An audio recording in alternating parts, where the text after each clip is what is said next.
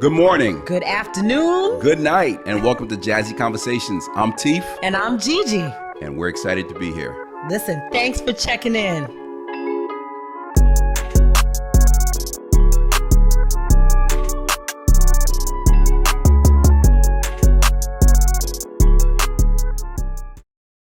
Welcome to Jazzy Conversations. I'm Teef. And I'm Gigi. Yes, you are Gigi, and she is Gigi in 2024. 2024, so much more. Ah, yes, God, I like it. She got bars. Go ahead, Nas. Go ahead, Nas. So you excited? Yeah, I am excited, man. Happy New Year. Happy New Year. Now, I know Yes. you're starting the new year off coming from church as usual. You know that. So what's the plans for this year? Listen, you know what? I'm let's see what God has. I have so many things that I want, Yes. so many things that I'm in need of. But really, I'm just saying, hey God, show me tomorrow. Show me today what's for tomorrow. It's Absolutely. one step at a time. But Absolutely. listen, I feel really good though. Good. How good, about good. you? How about you? Everything you just said. I'm Yeah. excited about 2024. I really am. Yeah. I have a lot of things, as you and I spoke about off camera, Yeah, that I yeah. have planning. Yeah, big coming things. up. To God be the glory. And I'm just gonna.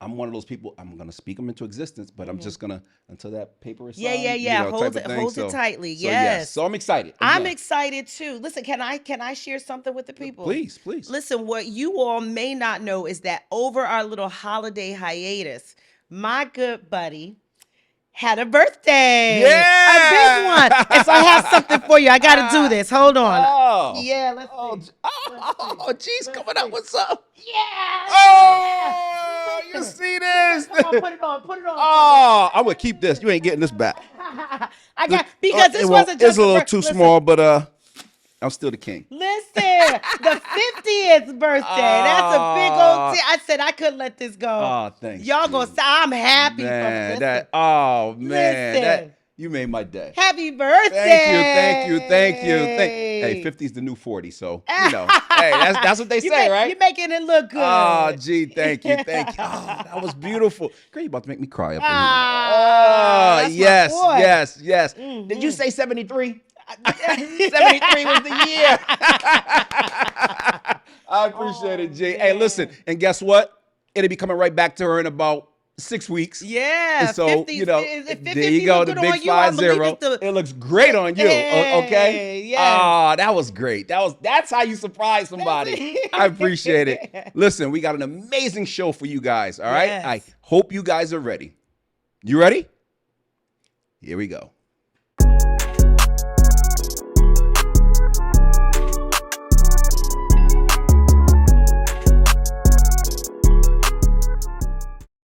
Welcome to Jazzy Conversations. I'm Teef. And I'm Gigi. And G, ladies and gentlemen, look on the screen. We have the beautiful, talented Ebony Mayo. Ebony, welcome to the show. Welcome. Thank you. Thank you so much. Oh, we are so excited to have you. First of all, we just want to say Happy New Year. Happy New Year. Yeah, you are our first episode of the new year. Exciting. Oh Yes. my God, that's so awesome. Yes. Is she low on your side? She's a little low to us. Okay. All right. Oh, we're excited. So we're so excited to have you. You're our first guest for the new year, like we said. And I know you have a lot going on. So first of all, I want to say thank you for coming on. Thank you for making time. Absolutely. Yes. Of course. I'm so happy to be here. Yeah, and we've been trying this, as you know, you and I have been trying this for a few months. And we want to give a big shout out to Pook Diesel, because Pook Diesel was like, Teef, you got to bring on Ebony. She's very talented, and this is who you want on the platform. So we said, absolutely. Poop been hooking us up for a while. Oh, Pook's been hooking us up. Thanks All for great saying guests. yes. Oh, yeah. So He was really, really sweet. I'm so excited. Oh, thank you. So what we do, Eb, is we just go through the process. We have people that watch our show, and they love our stories, that people come on the platform and tell their life story to motivate them and say, how did this individual get to their platform? How did they get there? So we just start at the beginning. We go through the process for whoever's watching around the world to say, oh, so because some people, your fans are going to be like, oh, that's my girl. She's starring on this show. But the people that don't know, they're going to be like, who is this? So we just want to go through the process. Is that okay with you? Yeah, let's do it. All right. So we're going to start at the beginning. Tell us where you're from. Tell us your background a little bit. Siblings. Yeah, so I'm from a really small town in Virginia called Danville. Danville, It's okay. like right on the Carolina line. We're like 4 hours south of DC Okay. and 30 minutes from like North Carolina, A&T and Greensboro. So a lot of people like know that. I have two brothers. I'm in the middle, the only girl. Oh, We're middle 5 years child. apart. Yeah, we're all 5 years apart. My dad and my mom, they've been married for almost 40 years. They're best friends. They're my best friends. Wow. And Congratulations to them. Yeah, yeah, absolutely. yeah. And so, I grew up in, a really small town, a Christian household. Both my parents are preachers and business owners. And no one where I come from does entertainment. Like, Wow. we don't even know, like, we don't have any type of outlet or anything like that. And so what happened was, honestly, when I was born, my umbilical cord was wrapped around my throat. So it damaged my vocal cords. Mm. And I actually had a speech impediment where I couldn't really speak clear. Wow. So I Wow. couldn't do consonant blends. I couldn't do anything like that. And I would get bullied and all those kinds of things, but I was highly intelligent. It was just that my vocal cords were damaged and my tongue couldn't move as fast as my brain was moving to formulate the words. And so, long story short, I accepted Christ into my life and literally a miracle happened. Like smack dab on a Monday night in church on the altar. And that night I spoke English clear for the first time in my life. We're not And surprised. so We're not excuse me. surprised. Won't he do it? I know he would. Yes. listen, I mean, like it's literally a true miracle story. Like we have Yes. proof, like it's a real thing. Yes. And so what's so beautiful about my story is that now I get paid for a living to speak. Look at that. You see Look that? at that. You see that? Look at the Yeah. miracle. You just started, listen to me, you just started 2024 off with a testimony. That's it. We I weren't love expecting it. that. It's a beautiful testimony. I mean, that will be on the internet forever. I That's love a it. beautiful testimony. I love it because God doesn't just do miracles for you. He did it so that you could witness that to other people and For have other this people. voice and this talent. Oh, I love it. We're off to a great start. And interestingly enough, at that time as a kid, I didn't know that I was depressed, because I'm getting bullied. Like I didn't know that. And before I became an actress, I actually did counseling. So, not only was God like made the miracle for me, but it was for other Yeah. people because I was able Right. to help other people for years as a counselor that struggle with depression Right. and all types of different Yes. disorders. And then I transitioned over into entertainment and I get to use the same gift, the same speech, and still counseling in a way because art is therapeutic. Absolutely. To be able to be able to minister to others, and then so many people I wish I did not realize were like, oh my God, like I actually stuttered when I was a kid and I've always been embarrassed to say it, to tell people. And now as an adult, like, no, I'm going to share my story. I'm like, you totally have to share your story because you never know who is going to like impact or help or even just brighten their day because you probably can't tell that I had a speech impediment, Not in the least. And Not in the least. I was literally just watching the episode with Steve Harvey, and he was talking about when he grew up, he used to stutter, and now look where he's at now. So what a bright light you are! Oh my goodness, this is beautiful. So this is amazing. I love the way this started out, G. Yes. So I want to go back a little bit. So you start out with the speech impediment in elementary school. Now, how does that look? What type of student were you growing up? Yeah, so I was super smart. I was in all academically gifted programs, like the advanced classes, the honors classes, and I couldn't really do consonant blends. So, for example, my grandfather, and this is a true story, he would hide my socks and shoes so that I would run around the house and I would go, "Where are my ox and oohs?" Because. And he just felt it was so funny to him. But I couldn't, that's how I spoke. Or if I got really excited, I would stutter or everything would just run together and it would just come out, just a whole bunch of mumbo jumbo. And it would irritate me because I know I was smarter than the people that were picking on me. Right. And you had the thoughts were in your head. They just weren't coming out. Oh my goodness. So then I would have to write it. And I was a phenomenal writer. I would have to write it and then, to be able to communicate. And then my parents were really good because they could like make out what I was saying. They were very in tune with me. And so were like some of my friends or like cousins or even my speech therapist. And to this day, my speech therapist, if she ever sees me whenever I like run into her back home, she instantly starts crying because she's like, I remember you not being able to speak, and we were working so hard, so hard, so hard, and then all of a sudden you just came back like nothing had ever happened. Wow. That's a motivation. It is amazing. That's amazing. That's so amazing. inspiring. So in elementary and middle school, any did you do any theater? Did you do any sports? Anything like that? Singing? No, well, not singing. Anything. I did sports. Okay. I did sports. So in elementary school, I did it because I was still like battling my speech impediment, and I was super shy. So when I went into the 6th grade, that's when the miracle happened and I could speak clear. So we ended up starting a Christian academy, my parents and my godparents. Okay. And so I played basketball there. Okay. I had an offer to play football for the city, but my dad wouldn't let me.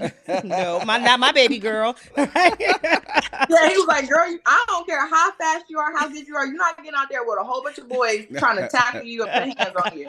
No. So I did that. Go ahead. I'm sorry. Yes. Sports, and then I was in a traveling choir. But I don't sing like that. I can do backup. So let me ask you, when you were in the 6th grade, did you know that a miracle had transpired in your life? Were you aware of this happening to you? Yeah, because the thing is, I've always been like highly spiritual. I grew up in church, and I've always believed in God, and I've always been like, I guess, kind of wise beyond my years. Mm-hmm. And I'm an intellectual. So to me, as a kid, I've always had like childlike faith, right? Mm-hmm. So when I was praying, because, if you tell me like, oh, all you gotta do is just have faith and believe, and it's gonna happen. And then as a kid, I'm also seeing that in Disney movies. I thought, oh, you know what? Why can't that happen to me? Yes. And so I remember this particular night, I was praying on the altar, and I was always a dreamer. So in my head, it was like, okay, if I see Jesus, if I get to him and give him a hug, I'm going to be able to talk right. Like the hem of his garment. Oh my good. What you preach? That was literally my thought. Like, this is a real thing as a kid, 11 years old. So in my head, I take off running towards Jesus, and I'm on the altar and I'm praying, but in my head I can see the vision so clear. So I start running and I get tired, and I was like, okay, Eb, like don't stop, just get to him. So then I start walking, and then I start getting more tired, and I was like, you can't quit, like, because I've never been a quitter. So then I start crawling in this vision, and I'm seeing it happen. I was like, I'm just so determined that I'm going to get to Jesus, because if I do, a miracle will happen tonight. Like, that's how big my faith is. And literally, I start crawling, and when I get to him, I give him a big hug, and instantly, I grew up apostolic, so like I speak in tongues, and then I speak English clear for the first time, to the point everybody starts like going crazy. They bring my parents over, and I'm speaking English clear. So then they bring me in front of the church, and they say, Ebony, like, what happened to you? And I said, oh, like, I got baptized in the Holy Spirit. And then they're looking at, they're like, what do you have on? Because I'm saying it clear. And I said, I have on a pink shirt and blue jeans. And I said it clear. And I've been speaking clear ever since. And now I'm 33 years old now. But so I've always been like, very full of faith, and like, no matter what, just like stay determined. And if you put your mind to it, it can happen. Like, it can literally happen for you. Oh my, I'll tell you this, we could end this episode right now. We really could. I mean, there's so much substance in everything you've just said, but I know we can't stop there. We're gonna find out so much more about even how you came to be wearing this beautiful black sparkly shirt and interviewing with us on today. So tell us, so how did you get then from this place of being in a small town where there's no arts, no theater, no singing or dancing like on stage to this place? And let me ask you right before. Yeah. So you said you're from a small town in Virginia, because my godparents are from Virginia. It's a town called Dillwyn. You ever heard of Dillwyn, Virginia, or Buckingham or Dillwyn? Yes, okay. That's a little further up north from where I'm from. Like, we're literally on the line of Carolina. Okay, because those are small towns as well. And yes, okay. So I'm sorry. Yes. So high school, we go to high school. What does that look like for you? What does that look like for Ebony Mayo in high school? Yeah, so high school, now I did my first 2 years at the private school, and then I transitioned to a magnet school because I wanted to graduate early with college credits. Mm-hmm. And so by this time, I'm not doing any sports or anything. I'm literally just like locked in on my academics because I wanted to graduate early. And that's what I did, which then brought me to college. Okay. And I did my undergraduate at Liberty University, which in Lynchburg, Virginia. And that is, and at this time, I still have not done anything in the arts. Like, I'm not even thinking arts, you know, like where I come from. I'm like, I'm going to be Dr. Mayo by age 30. No. You know, like, yeah, you know, that's plan. Like, that's right. Yeah, plays and things, like they looked at it as it's like a hobby. It wasn't like a career. And so my goddaughter's dad used to live in New York and he used to work with Diddy. And he had came down to Lynchburg, married one of my best friends, and he started like doing different plays and things like that. So I go to drop my goddaughter off at rehearsal, and he had a little role that he had not casted yet. And he was trying to like, you know, direct the play and pay attention to the lines and read that line. So he's like, Ed, like you're just sitting here chilling in the stands with Gab. Do you mind reading these lines? And I was like, oh my God, no, I'm not no actor. Like, I don't do that. And at this time, I still kind of have a fear of speaking in front of people, even though it's been years. Like, I still know that there's sometimes words I stumble upon. So I was like, no, I don't do that. And he was like, dude, please, like, I need you. And I was like, fine. I did it. And they were like, she's great. Why don't we just give her the role? Wow. That is now, amazing. how long ago was that, Eb? This is, I'm in Lynchburg. So this is, let's see, if I left in 2016, this is around like 2014, 2014, 20. Wow. 15. Yeah. Yeah. And I did it. We ended up doing the play and I fell in love. People were like, oh my gosh, she stole the show. She's so natural. Oh my goodness. She has such a raw talent. Wow. And at that time I was counseling. Okay. Okay. And so, and the type of counseling I did intensive in-home. It was very stressful, very dangerous, but very rewarding. And I really enjoyed it. So to be on stage, I felt so alive, like to the point that I had never felt like that before. Wow. And so I was like, okay, like there's maybe something to this. Maybe you should just like do another play as a way of detoxing from your career. Wow. Yeah. And then I kept doing it. I was like, hold on, wait. I like this. So I dropped out of grad school. So you what? I'm sorry, say it. I dropped out of grad school. Dropped out of parents was not happy about that. The parents was not happy. No, the pastor was not happy. How did that look? How did you tell your parents? How did that look? Okay, so I was like, I don't do anything outside of prayer. So I prayed about it, and I was like, I really feel like I should drop out, transition all my clients, pack up, and move to Atlanta. And so I told my parents, I was like, I really feel this in my heart. And they were like, that is not God. This is not your heart. He did not tell you that. He didn't tell me that for you. Listen. They did it. And I said, I said, well, here's the thing. I'm going to fast and ask God for clarity. In less than 24 hours, this lady called me from Atlanta. I knew of her, but she didn't know, you know what I'm saying? Because she was part of our ministry. So she didn't know like what I was thinking about doing or anything like that. And she just goes, hey, like, I don't know why, but I was just sitting at my piano and your name came to me 3 times. I just kept hearing your name. And I was just like, I just wanted to call you and let you know that like we had such a great time when you came here to visit. If you ever want to move to Atlanta, listen, come on, honey, you can stay. Yeah, you can stay with us. We have this huge house. It's just us until you can get on your feet or figure it out. And I just said, wow. Oh my God. Listen. Oh my God. Oh my God. And I called my parents and that's how I got them. Because I'm like, honey, you can argue with me, but you can't argue with God. You can't argue with that. You can't argue with that. Oh my goodness. That was her token in her back pocket. Ebony, that's amazing. Wow. So let me ask you, because this thought occurred to me about your career in counseling and acting. Have you ever found parallels or ways that counseling has helped you? I just mean, you have to understand people and motivations. Like, has that ever tied in? For sure. When I got to LA, actually, the school that I trained at, is Ivana Chubbuck, which is really like the psychology of acting. Mm-hmm. And so it definitely parallels because acting is nothing but perceived reality. And so when you bring these characters to life, just like you and I, we have real motivations, Mm-hmm. objectives, things that you want in life. And when you know why and the mind behind a person, it totally helps you to make the character and your performances very realistic and grounded.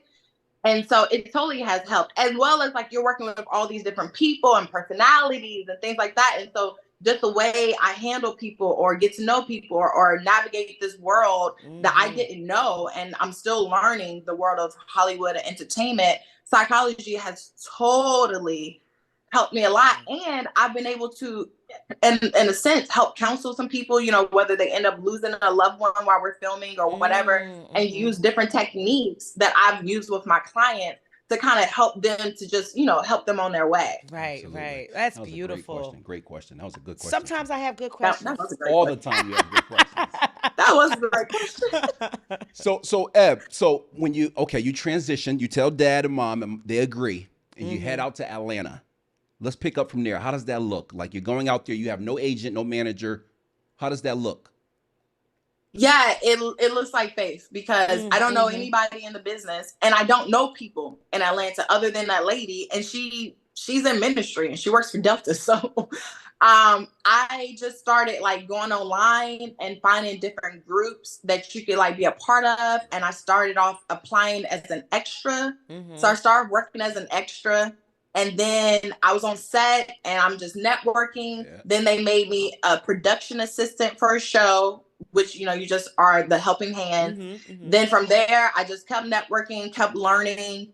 And then I became an assistant director, because you have to understand, I'm not getting any speaking roles because, one, I've never booked a speaking role and I don't have an agent. So it's a catch-22 because they want to see your reel, which is your work, in order to get work, but I don't have any work. Right. And so I was like, well, I have to be able to like make some money. So I worked in production. Then I matriculated into post-production for this company.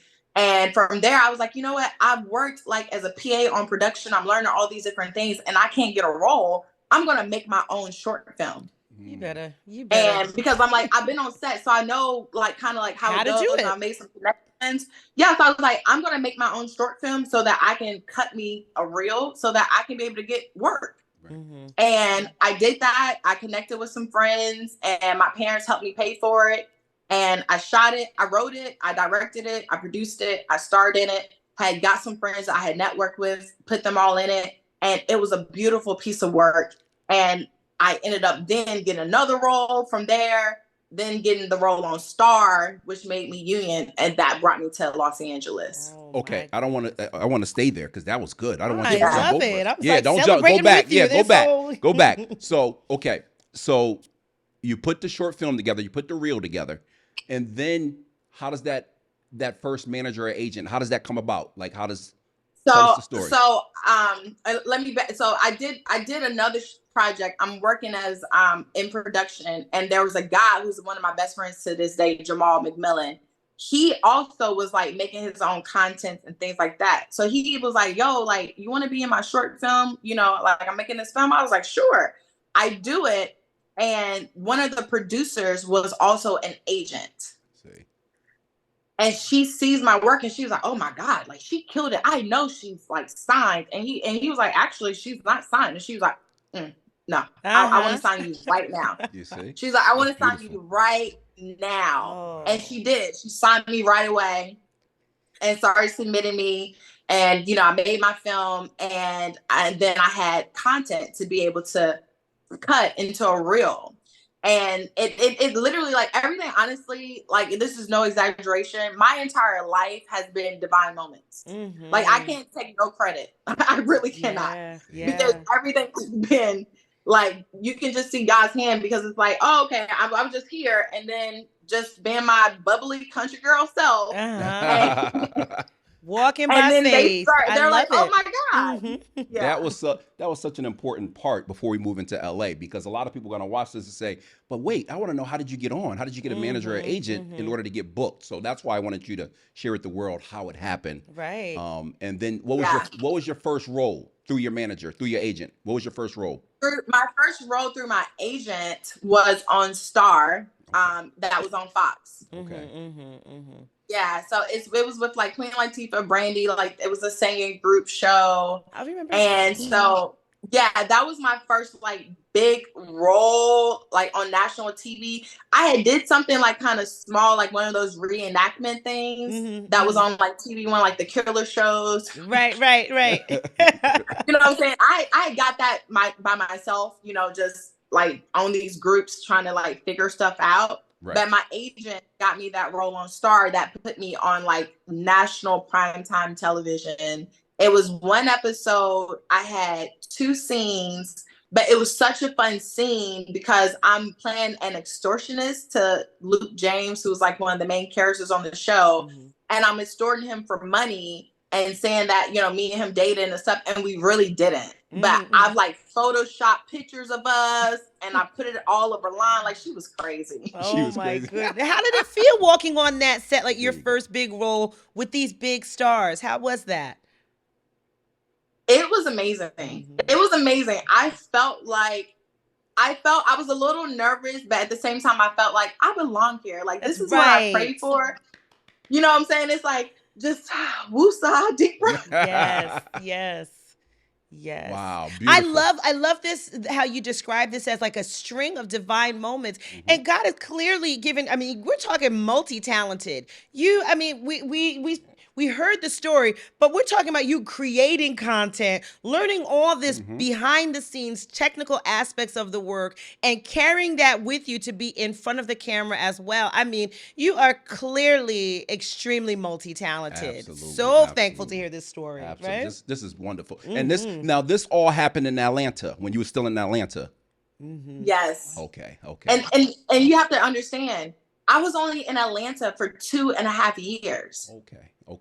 So all this happens in a very compact time of knowing nothing about the industry. Nothing and no one. Right. Yeah. Nothing and no one.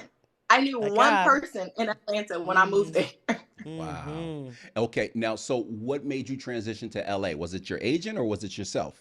What did that look like? It was me. Okay. It was me.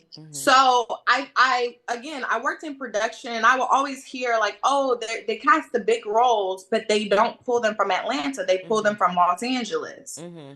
And so I'm a forward thinker. So I was like, okay, if I've only been here 2.5 years, and I know that they're going to bring in like recurring series regulars, lead roles from Los Angeles. I've already, in this short period of time, gotten Star on Fox, and then I had got a short film with T.I. So I was like, okay, I don't want to plateau. And I feel like if I stay here, I'm going to plateau. And I also didn't want to keep working with the company that I was doing post-production with. I felt like my time there was up.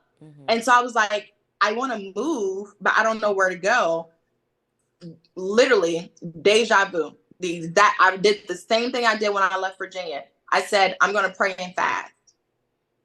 Wow. And God's going to tell me where to go. I was like, I think I want to go to LA, but LA is so big. And it's like, that is Hollywood. Like, I don't know if I'm ready for that. Less than 24 hours, a lady calls me from LA. Y'all, I'm not lying. Listen. I'm a believer, and I am walking right alongside you in this story. Yes, she is. She just came from church too, by the way. So. Me too, honey. Yeah. Oh, see, there it is. Now, who was the lady? Like, what is that? Give us that story. So this lady, there was a girl that I did ministry with in Virginia. When she saw I was in Atlanta, saw me on TV, she said, "Hey, my cousin's wife lives in Los Angeles, and her daughter is on TV, and like, I think you should try to like connect with her, and I'm going to send her your information, tell her that you are my youth leader, and I don't know, maybe like you guys could talk or whatever." And she's a believer, she's nice. And so I was like, okay. So me and the lady had been talking online while I was in Atlanta. I had never met her. Wow. so I would like tell her what I'm doing, like, hey, I'm gonna make my own film, and hey, I'm gonna do this, and I've met this person, blah blah blah. And so she's keeping up. So she called me one day to check on me. Same thing. I was like, oh, I'm gonna pray and fast. I think I want to go to LA. I don't know if I'm ready. And I told my parents, hey, we praying and fasting. This is what. And now they done seen the proof, so they on board. Yeah. Dad is like, oh, that's my baby girl. That's my baby girl. Yeah. And so this lady calls me, and literally deja vu. She's like, hey, she was like, I just want to know, are you ready to move to LA? Because if you want to come to LA, you can stay at my place until you can get on your feet. I said, oh my God. I know he would. I love it. I love it. Wow. Oh my goodness. This is a great story. It really is. So you get out. And I didn't know Los Angeles. I had only been to LA one time, and I was only here for a week, and I was only in Beverly Hills because it was for business. So I didn't know like Los Angeles. I didn't know anything, but I had such a piece about it. And again, it felt like deja vu. So I did the same thing. I was on a movie at that time, and I was like, I finished filming on November 30th. I'm going to move. I'm going to ship my car to Los Angeles, and then I'm going to jump on a flight on December 1st. And that's literally what I did. I moved to LA December 1st, 2018. I just love it. This is powerful. So powerful. Wow. Okay. So what's on I was going to say, like, what's on the horizon for you? I mean, you've done this incredible work, had these incredible leaps of faith. What do you see for yourself? What are the big plans? Yeah. So the big plans as far as career-wise, I see myself doing more, of course, like more roles that resonate with me, that are very like meaningful. I love stories of redemption. Mm-hmm. I love stories. I love true stories, things like that. I love playing roles that are opposite of myself, that, you know, you don't necessarily, that aren't like cookie cutter. Mm-hmm. I also see me directing more, creating more content as well. And I also like do spoken word and things like that. So I'm going to navigate a little more into that space as well. So you'll be seeing more of my artistic stuff coming out, and not just strictly just acting. Mm-hmm. But I'm really excited about that. Oh wow. My goodness. So, that was great, G. That was awesome. So I don't want to leave anyone hanging. So you get out to LA because I want to get everyone up to Tyler Perry's Bruh. Yes. So that's important. So I don't want to leave. Yeah. So you get out. You get out to LA. And okay, what happens? You keep the same agent, correct? No. Okay. So I get to LA because that agent is in Atlanta. Okay. And so she could have represented me in LA, but she's not actually in LA. So I wanted to have someone in LA. Mm-hmm. So I ended my my business relationship with that agent. Mm-hmm. And I get to LA, and I'm just like, okay, like, I don't know people. So we just got to figure it out. Whether that lady goes, hey, send me like, you know, your resume, your headshots and things, and your movie, because Megan Gibbs' mom is a friend of mine. See? And I want to show her your movie because your movie that you did was so good and it's a powerful story. I said, okay, great. So I send it to the lady. She sends it to Megan Gibbs' mom, Miss Tyra. Miss Tyra sees it and goes, oh my God, your movie was amazing. I have a friend who's like a manager and things like that. I want to send her your package because you need to be represented. You're gonna blow up. You're gonna be great, and I want to help you out. Oh. And I said, okay, thank you. She sends it. Miss Tyra sends my package to the manager lady, and the manager lady goes, oh, she's cute, she's good, but we're not looking for her type right now. We're looking for kids, and we're looking for senior citizens. Okay. And so, and they were like, you know, we have enough people like her on the roster. Like, you know, we're not interested right now, but she's great. You know, good luck to her. And so I was like, okay. So Miss Tyra she calls me and tells me, and she says, no, hold on. She said, I'm going to call her. She said, just give me a second. She calls the lady and she goes, listen, if you don't sign her, you're going to regret it. She said, you're going to regret it. She's going to blow up and you're going to wish you signed her. So she said, okay, fine. Let me just set up a meeting with her. So they set up a meeting with her and the other manager partner. They signed me on the spot. They were like, oh my God, we're so happy we didn't pass you up. It would have been a grave mistake. Like you're amazing. Your work is amazing. But even more importantly, you're a good person. Like we can tell you're just a really good person. And we totally want to work with you. I signed with them in January. Oh my God. What's today? January 8th? Yes. 7th, 8th. 7th? Yes, 7th. January 8th. Today. I signed with them today. You signed with them today? 2019. Oh, look at that. Anniversary. You see that? Look at that. Wow. Look All my at dates this run together. jubilance. So I was like, what's today? I signed with them today in 2019. I'm still with them. Wow. Oh, Beautiful. my Beautiful. goodness. Wow. Yes, I love it. And so before we bring this to a close, excuse me. They send you out on your first, what was it? Your first audition. How does My that first look? role I got from them. I mean, clearly, you get auditions and a lot. You don't always book them, but my first role I got from them, my first big role, that was my first big TV role, was a show on It's called Family Time. The man who created the Martin Show, the Jamie Foxx show. Okay. It was his show. That was my first TV role, and my first movie I got from them was with Denzel Washington, Yes. Rami Malek, Jerry Leto. It's called The Little Things. Yes. It won a Golden Globe. It won a SAG award. Yeah. Wow. You look at out of the gate. Out the gate. I love Gee, it. I know you loving this. You know I you're am. loving this. I am. I love the testimony in it. This is beautiful. So take us to how does that look with Bruh? Tell us, Tyler Perry's Bruh. Tell us, how did that look getting that role? That's a big role. So it was my birthday time, August 2nd, and I'm in Mexico, and I get a call.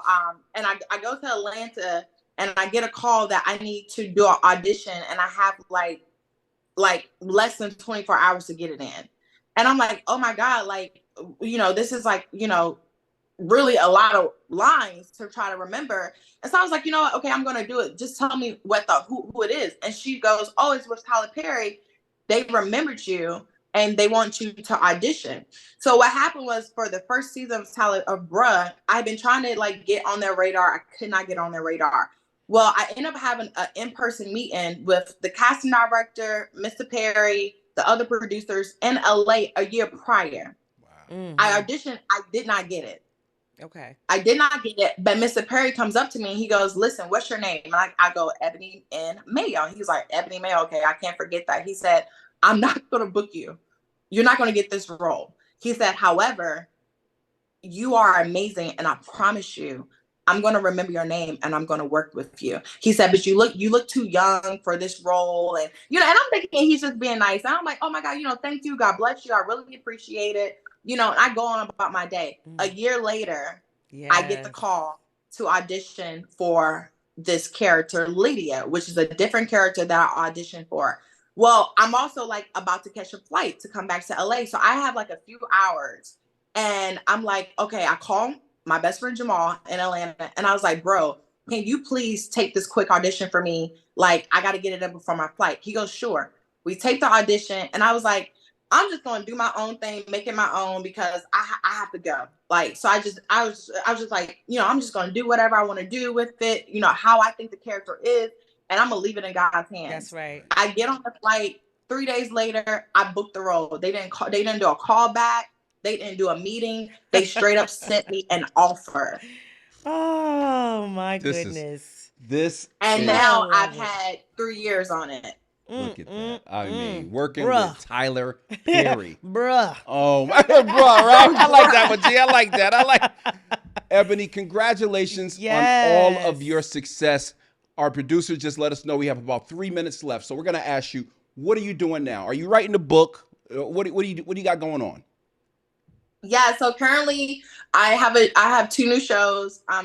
We're doing season 2, Cold and Windy. We're about to start filming. Mm-hmm. Season 1 is already out. I just got a new show this week that I just shot and wrapped. It's called The Family Business Season 5. So I'm on a new episode of there. A new character being introduced on that. I am working on a book, and I'm also working on some spoken word goodies to release out into the world. And of course, like, you know, motivational speaking and all those different things. So it's a really, really exciting year. Oh my goodness. Ebony, you are a treasure. And I know I can speak for both of us. Increased prosperity in your life and in your career. You just deserve it. You just exude so much peace and grace. So happy that you came on with us and that you're our first show for the year. Absolutely. And being from such a small town, that just, for me, that's amazing. Because you said you're from one of those small towns like Buckham and Dillwyn, and there's nothing out there. So for you to make it, everyone from your town in high school is like, I went to school with her. You know? Right. Yeah. And I go back like 6 times a year.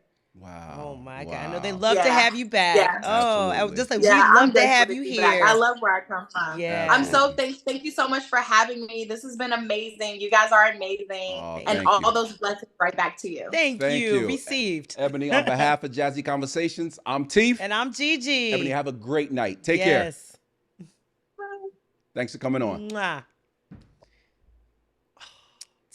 That's how you start the year off. That's how you start the year off. I mean, oh my goodness. The wonderful thing about doing this that we get to do, you never know what the story is that's going to unfold on the other side of the camera. No clue. Right? No clue. That was a great She came in and literally like dropped a testimony. I love it. It's like I didn't feel like going to church today. I'm just saying that's how you feel. And you go there, you sit there, and someone just motivates you with their you go, whoa, this is deep. Listen, from a stutterer to a star. Yes. I just coined that. Look how it happened. It just click. Yeah. Oh, that was amazing. Fantastic. So G. Yeah, here we are. We're back. We are back, baby. And we'll be back next week. 2024. We're excited.